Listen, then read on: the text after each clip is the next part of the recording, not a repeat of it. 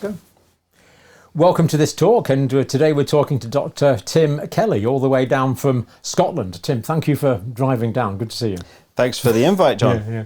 Now, we've got lots to talk about today, but I want to start off with an update from the Hope Accord, which of course was publicised before.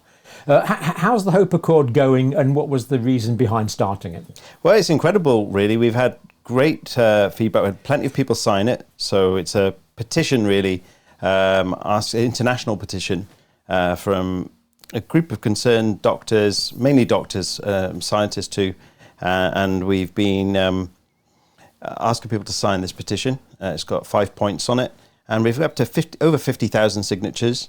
Got almost a couple of thousand doctors sign it, and about 5,000 odd nurses and other health professionals have signed it now. So thanks for everyone who has been signing it, and thanks for promoting it too. So bricklayers, plasterers, joiners, butchers, bakers, everyone's welcome to sign. Yeah, anyone can sign the Hope Accord who is concerned and about what's been happening in the last few years, state of science, state of medicine, basically. Yeah, I couldn't agree more with what's been happening over the last few years. And also, you know, we are talking largely about the COVID vaccine situation, but there's other things that are concerning that are developing. We won't go there at the moment, but we're going to talk about that more later on, that the way that thought has kind of changed, really, in many ways. The vaccine is one aspect of the problem, and then the Accord isn't just about the vaccine. It covers 5 points. Let's do them. Let's go through the points. So the first one, immediate suspension of the COVID mRNA vaccine products. Sounds a bit drastic. Yeah, I think they need to be pulled. Basically, there's no emergency anymore, so there's no reason to have these products still being given to people. They were authorised on the basis of an emergency. They didn't get the testing that you would expect. They've not been subject to proper randomised clinical controlled trials, which you'd expect for this sort of new technology to have to go through. So we're seeing a lot of harm potentially from these products, and I think it's time that they need, long overdue to be pulled. I don't think they should really ever been given to young, healthy people in the first place, to be honest. Yeah. And I know you're a practicing clinician, so I'll say something that's concerning me personally, is that there's other mRNA vaccines coming out. RSV, respiratory syncytial virus vaccine, for example, is on the mRNA platform, and that also concerns me. The whole platform doesn't make any sense to me. I'm not an expert, I'm a generalist, but I don't think you need to be an expert to just look at this technology and realise that it just doesn't make any sense from a biological perspective. You're injecting something into the body in this lipid nanoparticle. It has no real specificity of where it goes. It can go around the body, circulate, make your body produce foreign protein on cells that can't regenerate very easily, like the heart and the brain, for example. And that's a big problem. And I don't think that we should be doing that. It's a very bad idea. And we can't control the amount of foreign protein that's made. Some people might produce a little bit, some people might produce huge amounts. Exactly. You can't control where it's being made, you can't control how long it's being made for, and you can't control how much of it you make. So it pretty much breaks all the rules of pharmacology for how it got authorised in the first place. That's a different question. We can talk about that later, maybe. Maybe, we'll see. Let's carry on with these 5 points. A comprehensive reevaluation of the safety and efficacy of all COVID-19 vaccine products. Yeah, second point. Yeah, it's the second sort of. This expands a little bit to include other technologies too. So we had the AstraZeneca one as well. So that was it worked at a different mechanism. Adenovirus vector. Exactly, adenovirus vector. Same lot of problems with that technology as well. And people were told safe and effective. Well, I don't think that's the case. There's a counter-argument. There's a counter-argument. That is for sure. There's a counter-argument. Yeah, point 3 of the Hope Accord, the immediate recognition and support for the vaccine injured. Why did you include that point, Tim? Well, I mean, there's just been a lot of gaslighting, hasn't there? A lot of injured patients. I've lost count of the number of people who have told me that these products have ruined their lives, basically. and there seems to be very little recognition that these products are causing harm, and it's really a betrayal of people who are coerced into taking these products. They couldn't go on holiday and things like that, and I mean it's kind of insane that young healthy people were coerced to take these problems. It was a complete betrayal of medical ethics, really.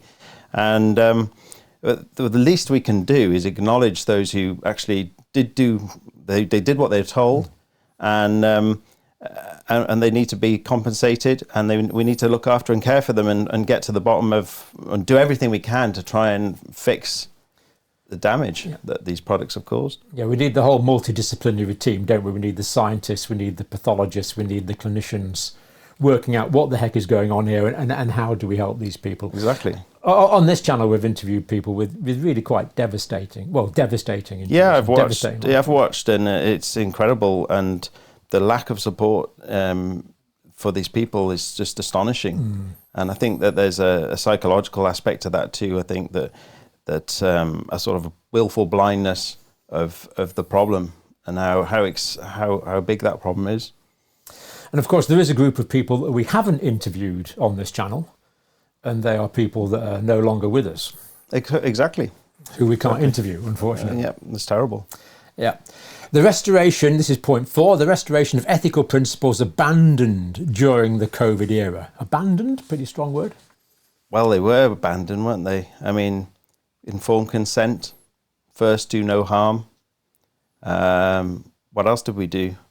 We sacrificed children, basically during the lockdowns. And adults are supposed to sacrifice for children. Yeah, exactly. Not children sacrifice for adults. Exactly. Everything is inverted upside down. So we need to get our medical ethics back, and we cannot get our medical ethics back until we admit, until the people in charge admit that what we did was wrong, and only at that point can we then go back to how things should be. Yeah. Yeah, we have to recognise the problem essentially before we can move on and fix it. Yeah, exactly. There's no good just saying, "Oh, well, the emergency is over now, so now we can go back to work." No. Ethics is the most important time for ethics is during an emergency. Yeah. So you don't abandon your ethics when there's a perceived emergency. That's exactly when you want to implement. That's when you need that's when you need your ethics. Exactly. Yeah, that's why you need a constitution. It's for times of crisis. That's why it needs to be there.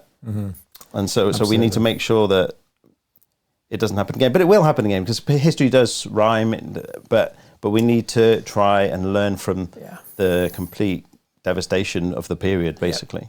And to me, there's just a fundamental question of intellectual honesty. You know, let's be honest with ourselves and get rid of the hypocrisy and totally truth. Let's get to truth. And the fifth and final point of the Hope Accord, addressing the root cause of our current predicament. What are you thinking of there? Yeah, well, this is probably the one that's most close to my heart, because I think this is probably everything that is wrong with medicine and the world at the moment. Really, is that we're not getting to root causes of problems.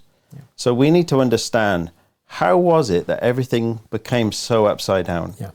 How did this happen? How did we just so easily abandon these principles? We need to learn from this.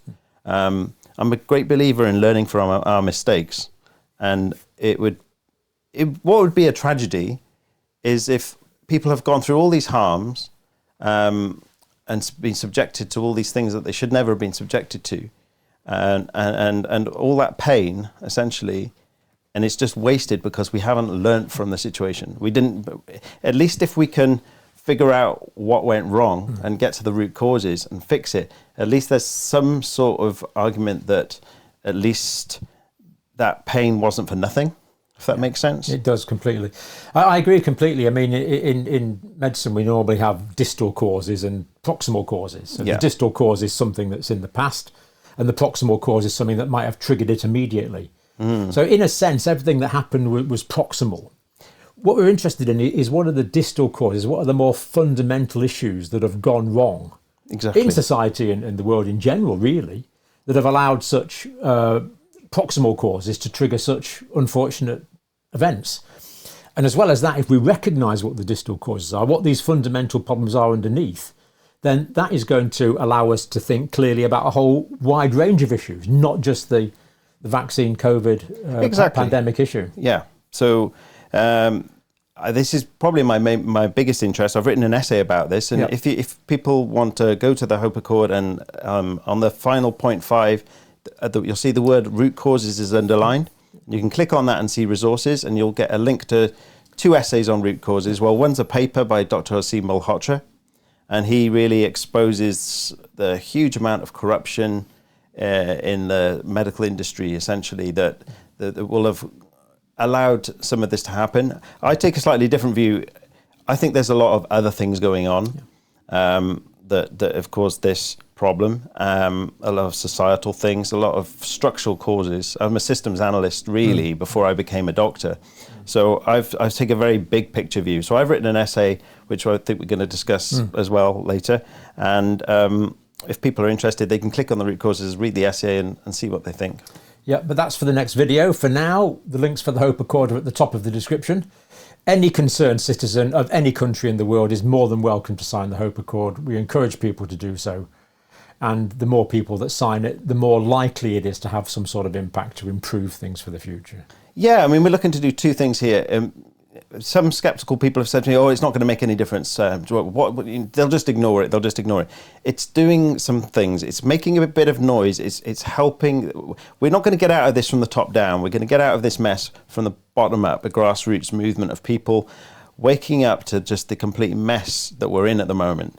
And so we need the word to spread that way. But also the other thing it does is it gives credibility to those doctors who have had the courage to sign it, and if they end up in a tribunal or something like that because they're speaking out about these matters, they say, well, look, another 2,000 doctors have signed this, so it's not just me being crazy, you know. Absolutely. For now, Tim, thank you very much. Thanks a lot, Tom.